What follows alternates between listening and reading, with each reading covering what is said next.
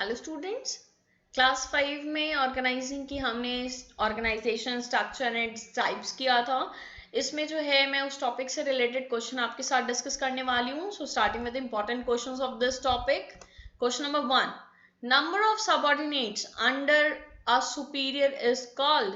तो यहाँ पर आप ध्यान दो कि जो नंबर ऑफ सबऑर्डिनेट्स अगर किसी सुपीरियर के अंडर है तो उसको क्या बोला जाता है? Yes, span of management. Next, a tall structure has.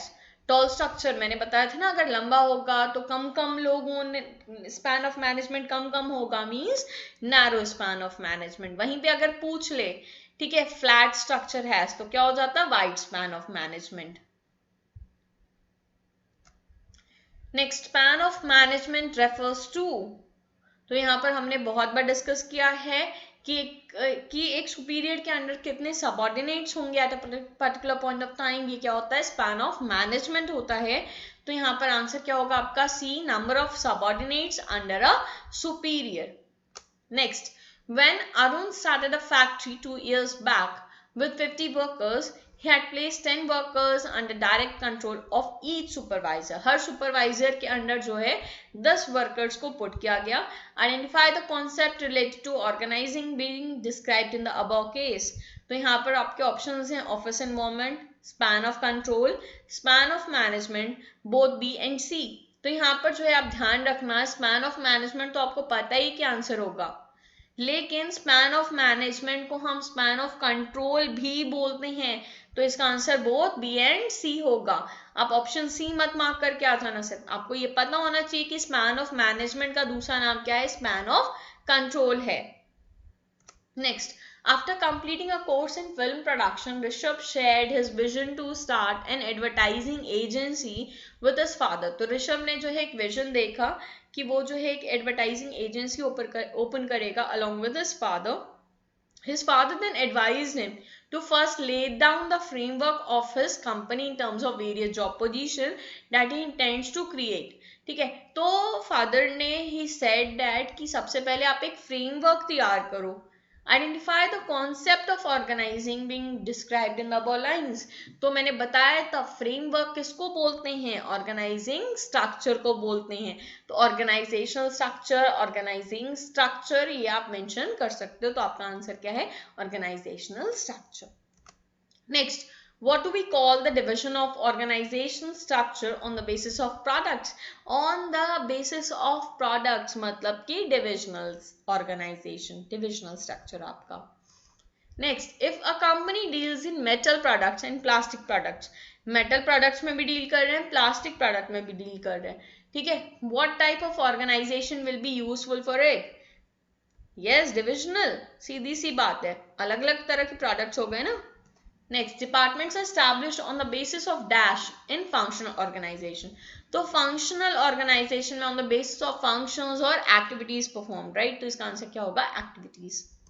Next, in which situation the divisional structure happens to be appropriate? तो ऐसे कौन सी situation है जिसमें जो है divisional structure appropriate है?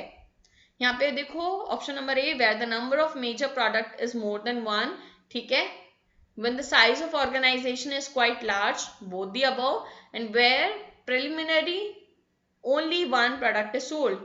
तो सिर्फ one product के लिए क्या है? functional है, तो D तो होगा ही नहीं। The correct answer to this question is both the above. Next, Uranus Limited is company dealing in metal products. The work is mainly divided into functions including production, purchase, marketing, accounts, personnel. तो यहाँ पर जो है functions के basis पे division है। Identify the type of organisational structure followed by organisation. तो सीधी सी बात है, इसका आंसर क्या हो जाएगा? Functional structure. Next, Indigo Limited has a staff of 300 people which is grouped into different departments. अलग-अलग departments बने हैं. The organizational structure depicts that 100 people work in production department, 150 in finance department, 20 in technology department and 30 in human resource department. तो यहाँ पर जो है ये कौन सा type of organizational structure है? तो यहाँ पर देखो functions के basis पे division है, ठीक है, तो ये आपका हो जाएगा functional structure. Next, organization structure is an indispensable means and the wrong structure will seriously impair business performance and even destroy it. ठीक है, तो यहाँ पर ऑर्गेनाइजेशन स्ट्रक्चर बोल रहा है कि एक इंडिस्पेंसिबल मीन्स है एंड अगर स्ट्रक्चर गलत हो गया तो ये जो है बिजनेस की परफॉर्मेंस को इफेक्ट करेगा, इम्पेयर कर देगा एंड उसको डिस्ट्रॉय भी कर सकता है. तो ये स्टेटमेंट जो है किसने दी है?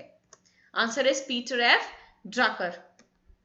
Next, Rohan, a sole proprietor, was running food catering business in North India. He got great success and profit margin in his business. Due to excess demand in the market, he expanded his business and separated departments as purchase, production, finance and marketing. तो अलग अलग जो है departments create कर दिए. ठीक है, which type of organization structure would you suggest him? तो सीधी सी बात है, अलग अलग functions के basis पे ही तो किया है अभी, तो function structure होगा. Next, Hindustan limited is manufacturing computer, soap, textiles. तो अलग अलग प्रोडक्ट्स बना रही है, तो प्रोडक्ट्स के बेसिस पे है ये, तो डिविजनल स्ट्रक्चर होगा. Next, a company has been registered under the companies act with an authorised share capital of 20,000 crore. तो ये सब देखो गुमराह करने के लिए देता है, ये सब जो है बहुत ज्यादा इंपॉर्टेंट नहीं होता क्वेश्चन में, इसके बाद के पार्ट जो है वो इंपॉर्टेंट होते हैं. The registered office situated in Delhi and manufacturing units in a backward district of Rajasthan.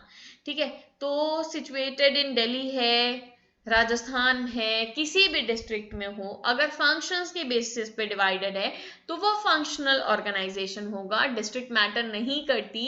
ठीक है, और अगर वो प्रोडक्ट के बेसिस पे डिवाइडेड है तो वो डिविजनल स्ट्रक्चर होगा. आगे बढ़ते हैं. इट्स मार्केटिंग डिपार्टमेंट कहाँ है? भोपाल है. तो यहाँ तक पढ़ के हमको लग रहा है क्या कि इसका आंसर फंक्शनल डिपार्टमेंट होना चाहिए, फंक्शनल स्ट्रक्चर होना चाहिए. बट हम आगे पढ़ते हैं. The company is manufacturing fast moving consumer goods.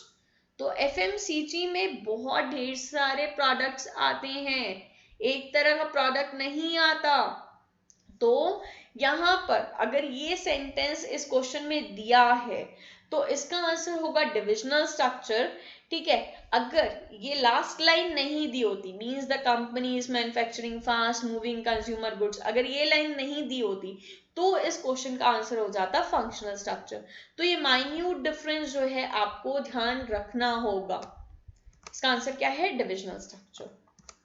Thanks for watching the video. Still अगर कोई भी confusion है, you may mention in the comment section. I'll clear it out. Keep studying, keep rocking. Have a good day. Bye bye.